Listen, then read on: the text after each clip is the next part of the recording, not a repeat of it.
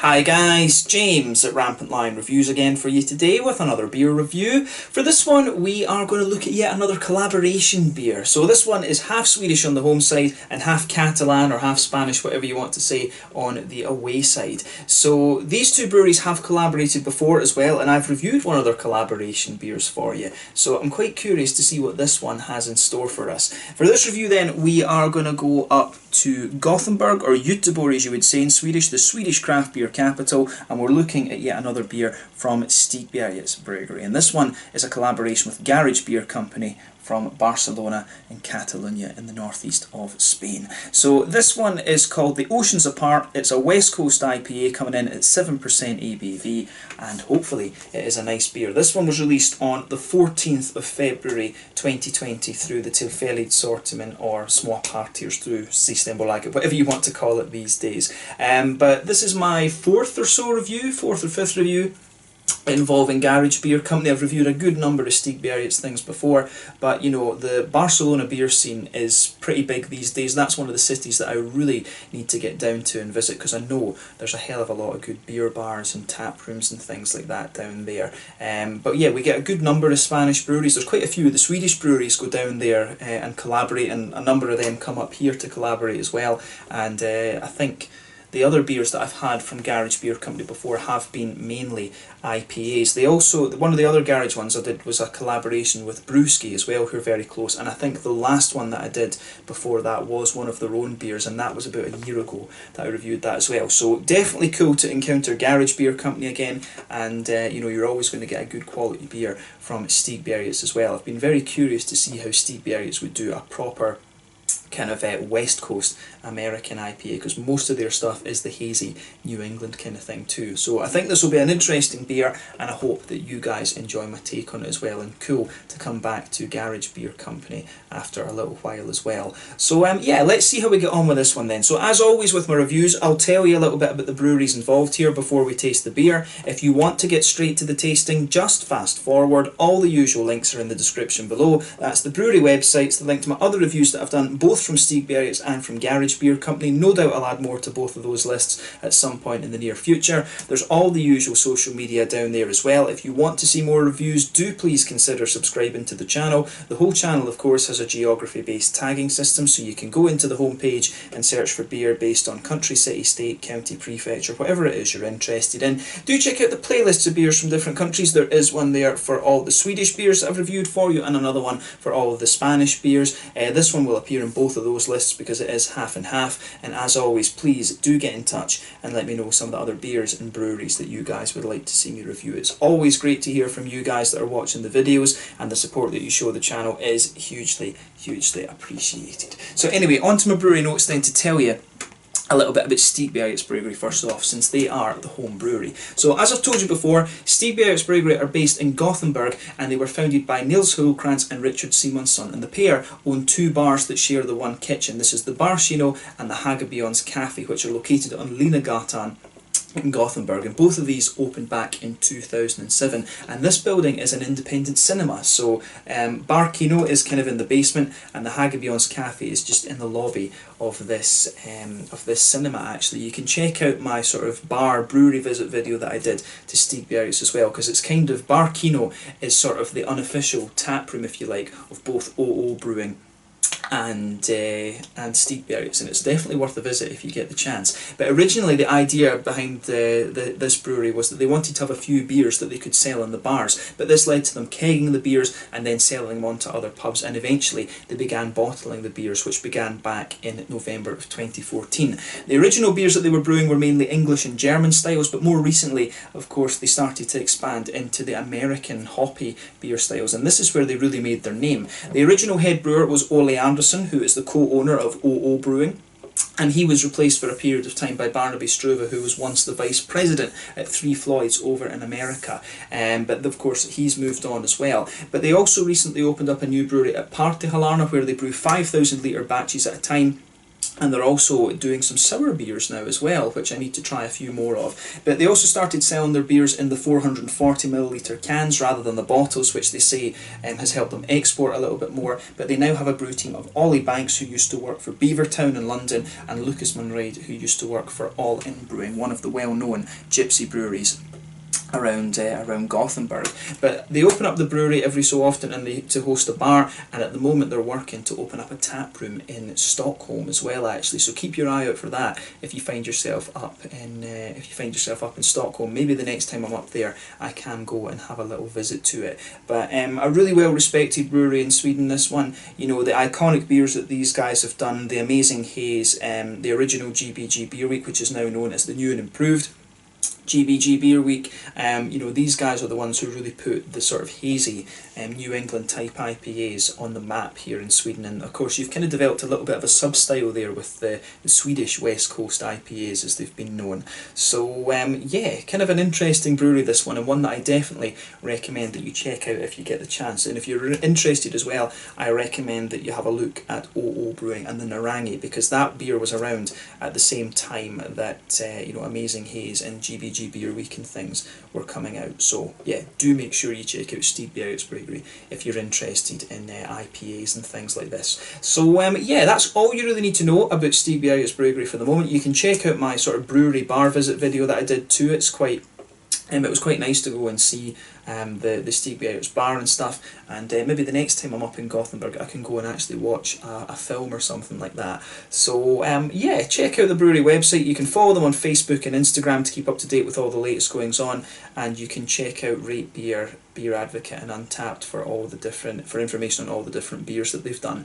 So yeah, let's move on to the Spanish side of things then. So the second part of my brewery notes. So Garage Beer Company, as I've mentioned to you already, are based in Barcelona and Catalunya in the northeast of Spain.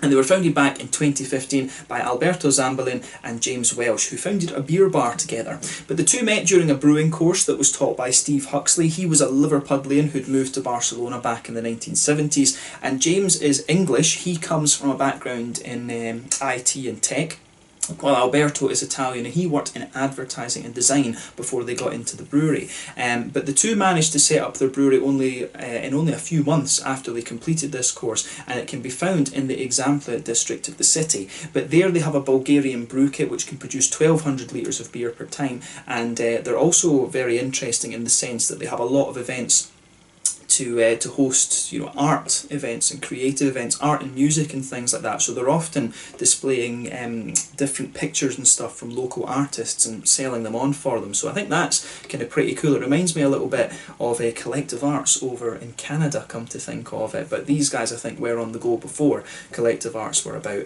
But in 2016, they also did a round of crowdfunding, and this has helped them open up a new production facility which is a lot bigger.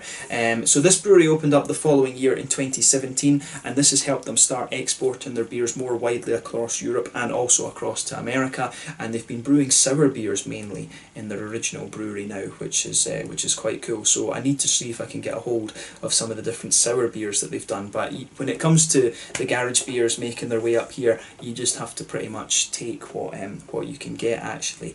But yeah, a very good brewery in my experience. As I've said to you before, the Barcelona beer scene really is pretty thriving, I have to say. You know, there's a lot of different craft breweries there, loads of them opening up all the time. So as I said, that's a city that I really need to go and visit at some point soon. I'd love to go to mainland Spain. I played Spanish guitar, flamenco guitar, since I was 7 years old. So Valencia, Barcelona, Madrid, and to go and see the North Coast, the Basque Country and stuff, I think would be really quite special. I'd love to go and see Sevilla as well, actually. That would be a lovely trip to do. So mainland Spain is one of my kind of really must-dos, I have to say, when it comes to Europe as well. But yeah, that's all you really need to know about Garage Beer Company for the moment. Hopefully I can get down there and film a video at their tap room at some point. That would be an awesome little trip. But yeah, if you want to learn more about this brewery, again, check out the brewery website in the description below. You can follow them on Facebook and Instagram to keep up to date with all the latest goings on, and you can check out the Rate Beer, Untappd and Beer Advocate pages to learn more about the different beers that they've done. So yeah, let's get on and actually have a taste of this one then. I'm really curious to see how this turns out. So as you can see, the artwork on this one is really pretty nice. It's kind of got this is more of a kind of Stigbergets style of artwork on this one, I have to say. Some of the Stigbergets beers have seagulls on them, and I have to say, I hate seagulls. You know, living in Aberdeen, those things that we had in the northeast of Scotland, they were genetically modified, they were massive things. But yeah, it was always, on the Stigbergets beers, you'll always get the seagulls as a tribute to the Swedish west coast. But there you can see both the Stigbergets symbol and the Garage Beer Company symbol as well. This can is a little 330ml, and Stigbergets are quite distinctive for this because they use these sort of Red Bull size cans for their collaborations, but their main beers are sold in the 440s. So yeah, let's get this guy out then and we'll get on with the tasting. The Oceans Apart, a West Coast IPA coming in at 7% ABV. I've been wanting to try a West Coast IPA from Stigbergets for a long time. And oddly it still comes out, oh no, it's not hazy. I was going to say it comes out oddly enough a little bit hazy, but there you can see it is just kind of clearing up a little bit now. So yeah, as you can see with this one, this is actually poured quite a bright yellow colour. There's a solid half finger of a, it's frothy in the middle but more bumpy around the edge, and I'd say the head is a sort of creamy ivory colour on this one. I don't think it's perfect white. There's one or two big bubbles sticking towards the side of the glass, but quite a few little ones going up towards the bottom of that head there. But you know, overall it kind of looks pretty much as you would expect from a West Coast IPA, albeit a little bit brighter in the colour. But that said, a number of the West Coast IPAs I've had in recent times, the ones that have been, the recipes have been designed recently, they all tend to be a little bit lighter in colour, I think, which is quite interesting. They're not as dark and amber as you would get from the original American ones, and maybe that's just a difference between the European and the American malts actually, because I know that a lot of American breweries would use things like two-row or crystal malt in their IPAs, whereas the European breweries are probably using things like, you know, Cara Munich and Cara Hell and things like that to give you the little bit of sweetness. So it may well just be a difference between, for example, German malt and an American malt. So yeah, that's an interesting point about this one, but a very nice kind of bright yellow colour actually this. So let's have a look at the aroma then and see how we get on. Nothing overly surprising about this beer in terms of its appearance, other than it's a little bit lighter than some of the American ones. So let's look at that aroma. Oh, that's quite interesting. So straight away with this one, you can smell a little bit of that kind of smooth bready quality in there. There's definitely a little bit of that kind of biscuity, there's a little bit of that kind of biscuity sweetness that you get there. I don't know if it's quite rich enough to be straight up caramel, but there's definitely a little bit of a kind of McVitie's digestive-y biscuity syrup kind of thing in there. It almost comes across as like being a little bit jammy or something like that. And that's, you know, that is one of the things I've noticed that with West Coast IPAs now as well. They do tend to go for the more biscuity side of things rather than the kind of big oily caramel that you used to get from you know, the likes of Torpedo and Sculpin and stuff like that. It's kind of interesting that it's almost as if they're trying to build a bridge to go back to the West Coast IPAs, in my mind, you know. So yeah, that's an interesting point to make about this one. But yes, to me it really smells quite biscuity. You get a smooth white bready note underneath it, and in fairness, the more you smell of it, it does the sort of sweeter elements of the aroma, they round off and get a little bit more oily in my mind. So yeah, that's quite an interesting base to this beer, I have to say. So yeah, I do like the aroma to that. It did take me a little bit to get into that there, but it does kind of round off and become quite nice. In terms of the hoppy side of things, for me there's a little bit of earthiness in there. There's some nice floral aromaticity. There's also a little bit of a kind of grassy quality to this beer as well, which is really interesting. Yeah, I like how that I like how that goes together. It's got just a nice kind of soft thing. So I'm curious to see how many IBUs this one has, because you do get a little bit of the floral quality there, but I think it leans towards the grassy end of the spectrum, and it's got a wee bit of just a, it's almost, the earthiness that comes out of this is almost a little bit German and noble-like, actually. So that's another interesting point. On the fruity end of things, you've got a wee bit of mango in there, You've got a little bit of a kind of apricot-y type note as well. It's very light, kind of tropical fruits, I think, that are coming out of this one. I would say that the aroma of this beer, it doesn't particularly jump out of the glass at you, to be honest. It seems like a little bit more of a kind of reserved aroma, actually, which is quite interesting. So yeah, a little bit of a mango-y note, some softer like papaya. I don't think it's quite like pineapple or anything. Maybe a little bit of apricot. Maybe there's a wee touch of a kind of orangey, tangerine quality there. Could it just be a straight up like Citra Mosaic? But I mean, there's so many other hops out there these days. I mean, it could be like Idaho 7 or something like this. But definitely a little bit of a kind of mango-y quality for me. Don't know if there's maybe a slightly stronger passion fruit at the back there.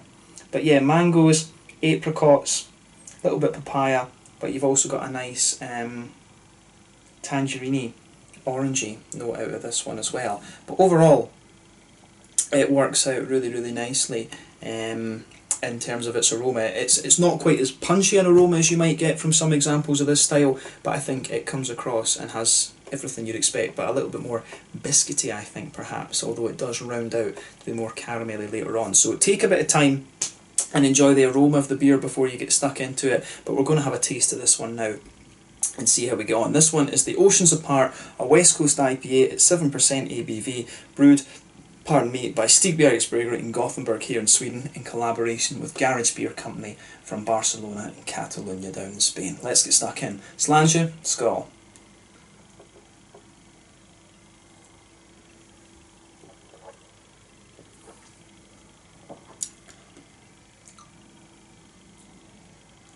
Yeah. Again, this one's a little bit different in my mind. It's not exactly what I was expecting, I have to say. It doesn't quite have the big kind of smooth and sweet malt base that I was expecting of this beer, actually. We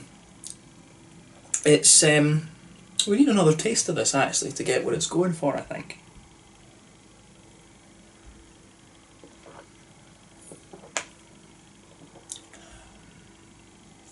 So yeah, straight away, this beer, you'll feel the middle of your palate just blanketed with this sort of pale malty quality, and it just sits there. The further you go into the aftertaste, it becomes a little bit more sort of grainy, if you like. If you go into the very middle of your palate, you can pick up some of the boozy notes there, and there is a teeny little bit of brown sugar, but it's not really sweet. For me, in the West Coast IPAs, they've got to have that caramel note to them, and you just don't get that out of this one. You really don't. So I have to say, that's a little bit kind of disappointing. I had quite high hopes for this one, but it's not. When you say it's a West Coast IPA, you do expect it to be a little bit more like, oh, I want that. It should be something like Skulpin. I don't think this is intended as a Swedish West Coast IPA, and obviously in those cases they are more. Those are a little bit lighter and crisp, and they're not quite as creamy as some of the American examples you'll get from the, they're not quite as creamy as some of the examples you'll get from New England like Treehouse and Trillium. If it is intended as that, they really need to say on the can, this is a Swedish West Coast IPA. And that would generate some interest in the sort of sub-style, but as a sort of American West Coast IPA, this one, it doesn't quite fit the bill in my mind. And when it's this light in colour, it should, it should be, that kind of sets the alarm bells off, to be honest with you, because you as a West Coast IPA, you should have sort of sweet caramel in there, and that's going to make your beer colour a little bit darker,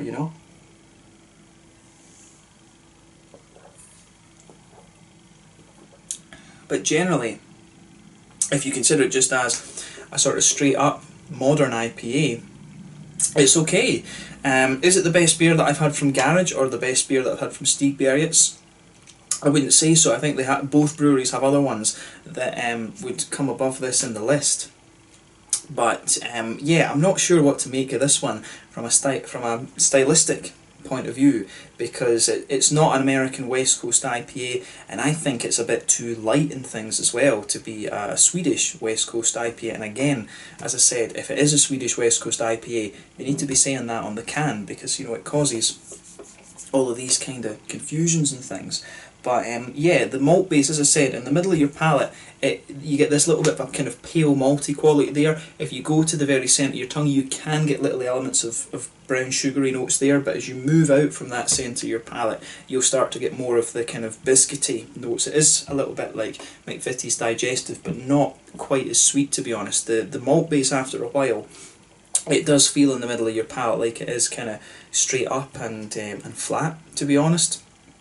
It doesn't really have too much of a sweetness to it at all, and that's what makes me wonder whether it is intended as a Swedish West Coast IPA, because those are more along the line. Those don't have the same level of sweetness that I'm talking about from a West Coast IPA. But I mean, the thing is, you know, as I say, it is called Oceans Apart West Coast IPA.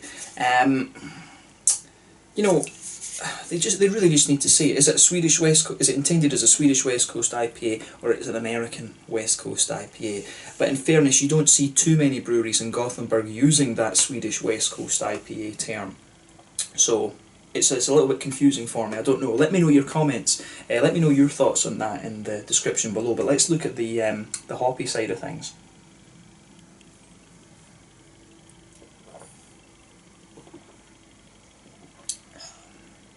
So yeah, on the hoppy side of things then, back corners of the palate, you do get a little bit of earthiness out of this one. As you come further forward along the side of the tongue, that smoothens out a little. The earthiness just kind of smoothens out a little bit. As you reach the front corners of the palate, it's a little bit more kind of floral and aromatic. It's not overly spicy, and as you go round the front curve of the palate, it's a little bit lighter and more grassy. And then behind the front curve of the tongue, that's where you get the little oily bubble, where those juicy, fruity esters start to push their way out of the beer. And for me, this one, I'm curious what hops are in this.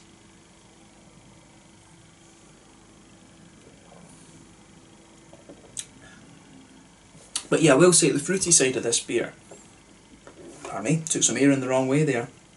The fruity side of this beer, I think, is quite nice. If you go to the back of the palate there, and you do get a teeny little bit of a darker passion fruit, but as you move further forward from that, it very quickly becomes sort of mango-like, and you'll get a few other tropical fruit kind of subtleties to it, like maybe a little bit of a papaya type thing, but for me it's mainly mango. And as you reach the front part of the tongue, it becomes more oily and tangerine and orangey actually. So that's an interesting point to make about this particular beer. I like how the fruity side of it goes together. As you go further into the aftertaste, you can feel the front edge of your tongue just drying out a little bit, and it gives you the impression of a kind of citrusy zestiness in my mind. So I like how that side of it goes together. But like I said, the thing that's a bit confusing about this one is, if it is meant to be a West Coast IPA, it should be sweeter in the malt base, and it should also have a good bit more bitterness to it than it actually does. This one, to me, it's got the oiliness and the fruitiness that you would expect of the West Coast IPA, but it doesn't have the two other key elements. The bigger bitterness, you know, you need at least 60 IBUs from this style to make it a West Coast IPA, and it doesn't have the kind of caramelly sweetness to sort of balance it out. This one, and you are getting a few of these sort of hybrid East Coast, West Coast type IPAs now, modern IPAs as they're calling them, but this one, to me, it doesn't really seem to fit into either sort of category. It seems a little bit confused, but if you can get past that and just sort of drink it as a normal beer, if you like, it is pretty decent and it is pretty drinkable.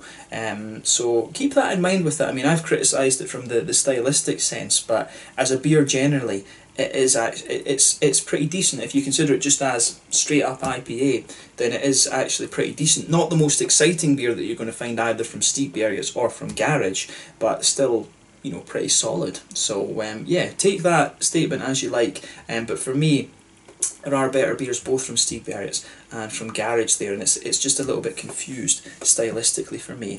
In terms of the mouthfeel then with this one, This, I'd say that this is a kind of mid-bodied beer.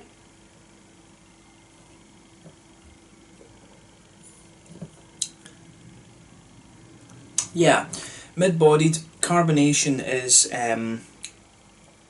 pretty smooth in this one. The mouthfeel, like I said, it leans towards that oily end of the thing, the oily end of the spectrum. In terms of IBUs, I'd be surprised if you've got more than about 40 in this one. It is slightly higher, I think. The floral notes linger there. It is a little bit higher than some of the standard things, the sort of standard 30 that you'll get from a number of the Stigbergets beers, but not enough to be a West Coast IPA in my mind. The malt base, like I say, is quite smooth, but it doesn't have quite enough sweetness, I don't think. But you have got a nice oily, fruity quality coming out of this one. I do wonder if it's maybe Citra and Mosaic in there. I think this one might be a kind of straight up beer in terms of its the hop varieties that have been used in this. But overall, like I said, for me, a little bit confused in what style it's actually meant to be, but nice, oily and fruity. The malt base not quite as sweet as you'd expect from a West Coast IPA, and the bitterness, I don't think, is quite as high as it normally would be. But interesting to try this one. Both of these breweries do have better beers out there, and I'm sure I'll come across some more of those in the next couple of weeks and things like that. I do actually have another 3 beers to review from Stigbergets, so you will be seeing more from them over the next little while, and hopefully I can get a few more things from Garage at some point too. I'd quite like to review some more stuff from them. So yeah, let's leave it at that for this one. This one is the Oceans Apart, a West Coast IPA at 7% ABV from Stigbergets Bryggeri in Gothenburg here in Sweden, and Garage Beer Company from Barcelona in Catalunya in the northeast of Spain. Thank you again for watching my reviews. As always, let me know your own thoughts on this beer in the comment section below. With this one in particular, let me know what you think about the style brackets and things. That would be quite interesting to hear. Check out all my social media and stuff like that. Try some of the beers from both of these breweries because they've got some good stuff out there. Thank you again for watching, and I will catch you guys very soon. The Oceans Apart West Coast IPA, 7% ABV, from Stigbergets Bryggeri in Gothenburg here in Sweden, and Garage Beer Company from Barcelona, Catalunya in Spain. Slàinte, skål, salud.